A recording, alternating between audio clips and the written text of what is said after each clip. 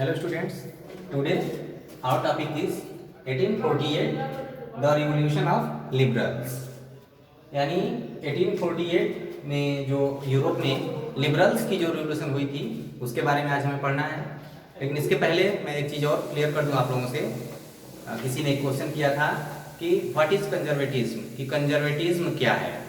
देखिए, कंजर्वेटिज्म एक आइडियोलॉजी है, एक विचारधारा है कि जिसके तहत लोग जो कंजर्वेटिव थिंकिंग के लोग होते हैं वो किसी भी प्रकार के चेंजिंग को जल्दी बर्दाश्त नहीं कर पाते।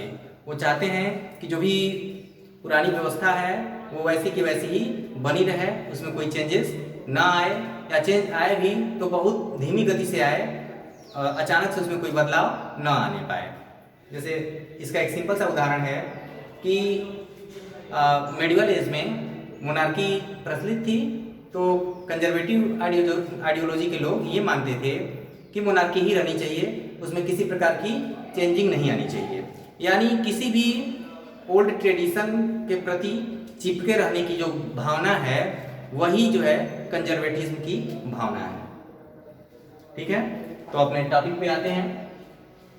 तो देखिए कि 1848 में फ्रांस एक रिपब्लिक बन चुका था, रिपब्लिक वो बन गया था फ्रांस, और वहाँ पे बहुत सारे चेंजेस लाए गए उस रिपब्लिक के द्वारा। तो उसमें जो सबसे महत्वपूर्ण जो चेंज लाया गया था वो था यूनिवर्सल मेल सफरेज। यानी कि सभी जो पुरुष थे जो एडल्ट हो चुके थे उनको सफरेज यानी राइट टू वोट दे दिया गया। और आप देखेंगे यहाँ पे कि आज का जो पीरियड है उसमें केवल यूनिवर्सल सफरेज है, जिसमें सभी लोग आते हैं, पुरुष हो, महिला हो, मेल फीमेल, ट्रांसजेंडर जो भी है, सबको उसमें राइट्स देने की बात की जाती है, की भी गई है, कई सारे देशों में दिया भी गया है, थर्ड जेंडर को मान्यता भी दे दी गई है। लेकिन उन दिनों केवल मेल सफरेज की बात की गई थी उसमें, और ये एक प्रगतिशील कदम होते हुए भी थोड़ा पिछड़ेपन का वो प्रतीक था। ठीक है, तो ये तो फ्रांस की स्थिति थी। फ्रांस में थोड़ा बहुत सुधार आया हुआ था। अब हम देखते हैं जो उस समय यूरोप के जो अन्य जो देश थे, जैसे जर्मनी, इटली, पोलैंड, और उसके बाद है द ऑस्ट्रो हंगेरियन एम्पायर।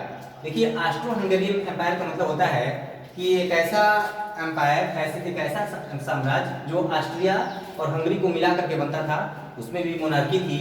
तो वहाँ के लोगों ने भी डिमांड करना शुरू कर दिया।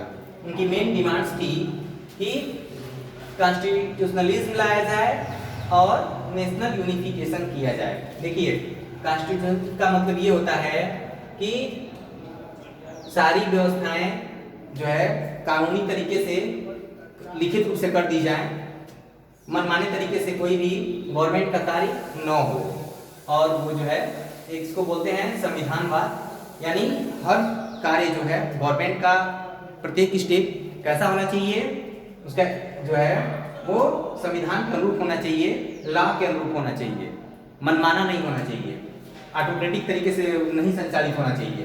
तो इसकी मांग उन्होंने की, कॉन्स्टिट्यूशनलिज्म की। ठीक है, फिर उसके बाद नेशनल यूनिफिकेशन, ये बहुत उन दिनों की बहुत बड़ी समस्या थी कि जैसे नेशनल यूनिफिकेशन का मतलब ये था कि एक जैसे ट्रेडिशन, एक जैसे लैंग्वेज, एक जैसे कल्चर वाले लोग अलग अलग देशों में अलग अलग राजाओं के अधीन बिखरे पड़े हुए थे। तो वो लोग मांग कर रहे थे कि जहाँ इस तरह की भावना हो, यानी एक जैसी सामूहिकता की भावना हो, जिनकी कॉमन हेरिटेज हो, उनको मिला करके एक नेशन स्टेट का रूप दे दिया जाए और नेशनल यूनिफिकेशन किया जाए।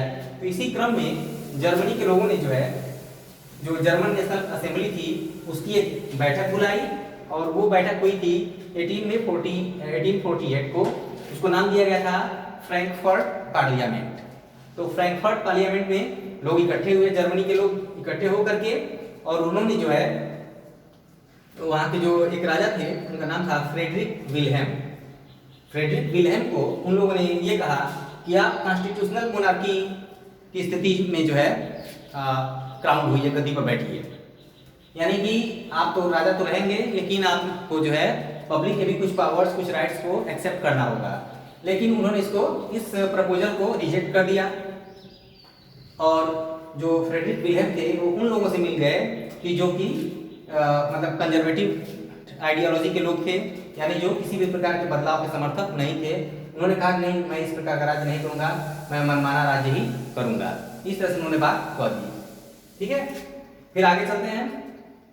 अब देखिए कि उन दिनों जो लिबरल लोग जो कर रहे थे सारी मांगे, उसमें एक बहुत बड़ी कंट्रोवर्शियल जो है इशू था, वो था वुमेन राइट, कि महिलाओं को कितना अधिकार दिया जाए।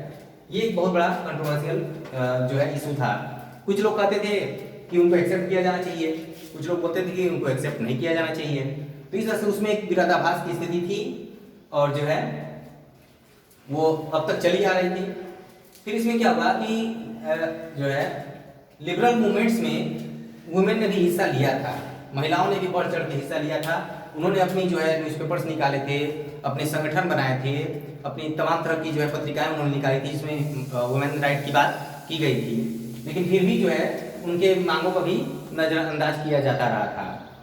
फिर भी अब देखें कि जो लिबरल जो है ये रिवोल्यूशन थी, इसको जो है जो कंजर्वेटिव लोग थे, इन लोगों ने जो है सेना के बल पर, सैन्य ताकत के बल पर, मिलिट्री फोर्स के बल पर उसको दबा दिया। लेकिन दबाने के बाद भी वो लोग फिर से पुरानी व्यवस्था नहीं ला पाए, क्योंकि मांग इतनी ज़्यादा थी और इतनी तार्किक और जो है न्यायपूर्ण मांग थी कि अब जो है पीछे लौटना बहुत मुश्किल था। तो दबा तो दी है, किंतु उनकी आवाज़ को हमेशा के लिए नहीं दबाया जा सका। और इसका परिणाम ये हुआ कि यूरोप के कई सारे देशों में जो है सर्फडम और बॉन्डेड लेबर की जो प्रथा चली आ रही थी, उसको समाप्त कर दिया गया। सर्फडम का मतलब ये होता है कि कुछ लोगों को पकड़ करके खेती कराने के लिए, फार्मिंग के लिए उनको एक तरह से स्लेव बना लिया गया था।